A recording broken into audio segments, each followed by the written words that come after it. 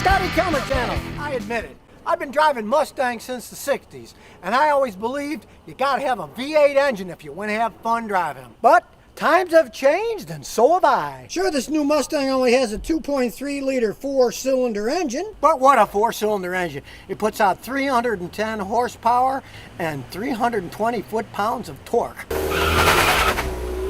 Now you might very well ask, how does such a small engine put out 310 horsepower? Well, here's how. First, it uses gasoline direct injection. With gasoline direct injection, it's more like a diesel. There's a regular fuel pump that pumps fuel from the gas tank up here.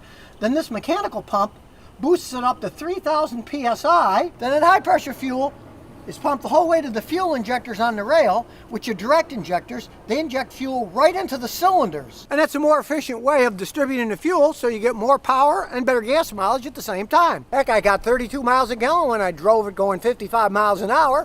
Not that I drove 55 miles an hour for all that long. Because realize, the faster you drive, the worse your gas mileage you get. And I'm a pretty fast driver, so my wife would get 32 miles a gallon, but I won't. Now the other way it makes so much power is with this twin scroll turbocharger. It's a modern design turbocharger that works almost like two turbochargers, but it doesn't have turbo leg like two turbochargers often will have. And if you look at the front of the engine, you'll see there's a fan belt. It runs the water pump, it runs the alternator, and it runs the air conditioner, but there's no power steering pump. And that's because it has electric power steering. That further gets you better gas mileage and more power. And you can use that power in many ways. As you can see now, it idles quite smooth. You can set it up for just normal driving, or you can flip one switch, turn the traction control off and drive a little bit harder, and you can flip another switch, and you make steering feel normal, sport, or comfort. Since it has electric power steering, the computer can adjust it lots of ways. But my favorite is the last button, the mode button. You hit that, you can drive normal, you can drive sport, you can drive track, or you can drive snow or wet. Of course, you know what I'm going to pick. I'm going to run it on track, even though you're supposed to only do that on the track. That's why it's got a little helmet sitting on the bottom warning you. That turns a lot of the speed controls off unless you get into a really extreme situation. Then it will put traction control and stuff back on. Because realize, modern day racing cars even have traction control. It's on the far end of traction control, but it's still there to keep them from killing each other. But I do have to say, one thing surprised me about this Mustang. My wife actually liked it, and that's because she didn't like the way they rode. She said they were too bumpy. But since Ford redesigned the rear suspension to join the 21st century, and they now have fully independent suspension in the back, they really do ride a lot better. She didn't know anything about this at all. She just knew that it rode a lot better, and she liked driving it. So if you're thinking about getting a new pony car, you might think four-cylinder this time. Alright, if you watched me like the time, you know I said don't buy those little bitty turbocharged GDI engines. Here's a total case in point. The 2017 Ford, it's got the 1.5-liter EcoBoost.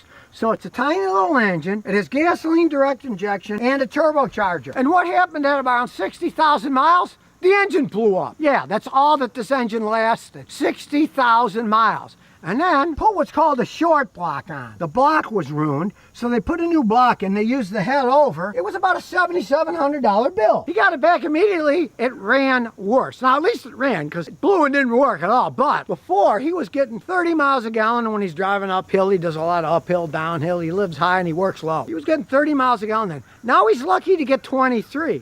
So obviously, they didn't fix the thing right in the first place. The original problem is, it's a relatively decent sized SUV, but it's got this tiny little engine in it, and it's turbocharged. And as I said over and over again, these things just don't hold up over time. It's bad enough when you see the ones that have the V6 engine that's got the turbocharged and the GDI EcoBoost engines with Ford. They had all those problems with the water pumps being chain driven. Then they break, then the engine's destroyed. This is a different design because it's only a four-cylinder engine, but at the same time, the engine only lasted 60,000 miles and blew up. It's still running like crap, so let's see why. It's time for intelligent diagnosis. Figured that out fast? Realize this thing's only got 76,000 miles and it's 60-something thousand.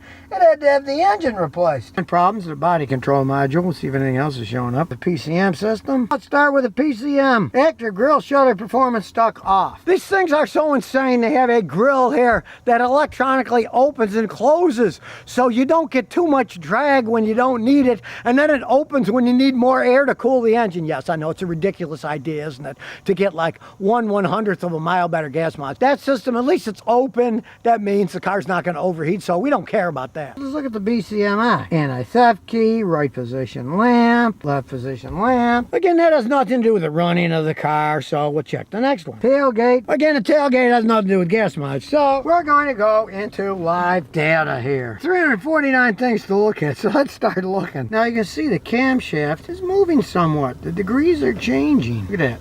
0, 12, 6. See here, the cylinder number 1, it has some knocks, and so does cylinder number 4. Cylinder number 2 and 3 don't, but cylinder number 1 and 3 have knocking. Assuming when they put the engine back together, they didn't put it together perfectly. They did what's called the short block. They put a new engine block in, but they reused the heads and the cams over. Not such a smart thing, really. And you can hear a little rattle. Hear that little rattle? That's not a normal rattle. That is an abnormal sound coming from the engine that supposedly they had rebuilt correctly. And then he got it back and it got worse gas mileage than it did before they rebuilt it. So obviously they screwed something up. The exhaust gas oxygen sensor on bank 1, sensor 1, it's way off. Look, it's in the red, then it's in the blue. Exhaust gas oxygen sensor current changing. See, when it gets into the red, that's bad. It's only supposed to be minus 25 to 25, and it's going way over 25, and it's bouncing all over the place. So at a minimum, you'd hope changing that sensor did it, and it's not an engine failure problem that causes those data to go up and down because it's not firing correctly. After all, this is a gasoline direct injection turbocharged car, Ford EcoBoost, that had the bottom end of the engine replaced and used the older parts over. There are a zillion things that can go wrong with these complex systems. Pump's working, the valued pressure is pretty close to the actual pressure. So we know the running problem is not an injector problem. Going through the transmission data, so far that's all good. For sure those clowns didn't put the engine together correctly. Now, here's the insane thing. When they did the engine, put the new block in, used the heads over, they reused the timing belt, even though he told them, put a new one on, I'll pay for it, because the warranty didn't pay for a new belt, because it wasn't broken, right? So then they had to take it apart again, and they said they put a new timing belt on. Who knows if they did or they didn't? But if they did put a new one on, guess what? They put it on wrong, and that's why his gas mileage is lower, because before he was getting better gas mileage at the old engine, at least until it blew up, and this one gets worse gas mileage, because if your ignition timing is not correct, you're going to get running problems. Now, this is a very complex car with all this GDI fuel injection, supercomputers, and it can compensate for things a lot. But every once in a while, he gets in this thing and he drives up a hill, it starts shaking like mad because the timing is so far off. You're always going to get a problem when you have timing, when you're going uphill accelerating, especially up mountains. He goes down like 4,000 feet, so going back up 4,000 feet, it's going to show up because the timing is not correct. And of course, it's a modern car. It doesn't have a distributor where you can reset the timing. Besides, it's bouncing all over the place. That means the timing belt wasn't put on right. According to all data, it's about a $1,200 job. Now, this was warranty work. Here's their bill. They claimed that they replaced the timing belt and they charged nothing. You can see the big zeros. But as I said, he got worse gas mileage when he got it back because, of course, the timing is not correct. They didn't do the job correctly. And anyways, what kind of an idiot would replace the bottom of an engine and leave the top? If the bottom broke, the top was certainly soon behind to break, and they didn't even change the timing belt because they said it wasn't broken, we'll use it over. They stretched, right? It had 60,000 miles, but they did do it over, or they said they did it over with this bill. Who knows if they actually did do it over? I have no idea. But it doesn't run right because the job wasn't done right. Now, he's got a friend that has the same exact vehicle, and they're doing the same thing. They have had his car for 60 days to replace the engine because it cracked just like his did. It's the same vehicle, of course, the same crappy 1.5 liter engine. 60 days later, he still doesn't have his car back. You can build an engine in 15 hours, right? Taking apart and fixing part of it, that doesn't cut the mustard. Obviously, they don't care. They're not interested in doing the job. And you can see, they did this job, they didn't do the timing belt right. You can see it's wrong. That's why he gets bad gas mileage. It does run. You know, it runs, but sometimes it runs horrendously and the gas mileage is down. And when we went back to the dealer, the service writer, she put her hand there and said, oh, that's how I run like that. That's how they run. Well, they better to listen to their own customers. He knows the gas mileage was getting and the gas mileage is down. And from the data you saw with me, the timing's moving around and the knock sensor for the 2 cylinders was tripping that it has knocked. Now, it didn't trip a code, because realize codes only get tripped if it's more than 25% off. Well, let me tell you, when your car is running even 12, 13% off, you're gonna feel it. But it won't trip or check engine code until it gets 25% or more, and it's really running horrible. I think they deliberately do that so they can say, well, the check engine light's not, no, there's nothing wrong with the car. It's nonsense. You can feel it. There is a problem with this car, and they obviously didn't fix it under warranty. So what have we learned today? Certainly don't buy a 1.5 liter Ford EcoBoost engine. Ridiculous idea in the first place. Even though they replaced the block, they didn't put it together correctly. The ignition timing is not correct. So even if you have warranties for this stuff, guess what? They probably won't fix it right. This was the second try. The first try was even worse because they didn't put a new timing belt. They used the old one. And of course, his friend has the same vehicle. 60 days, they're still working on it.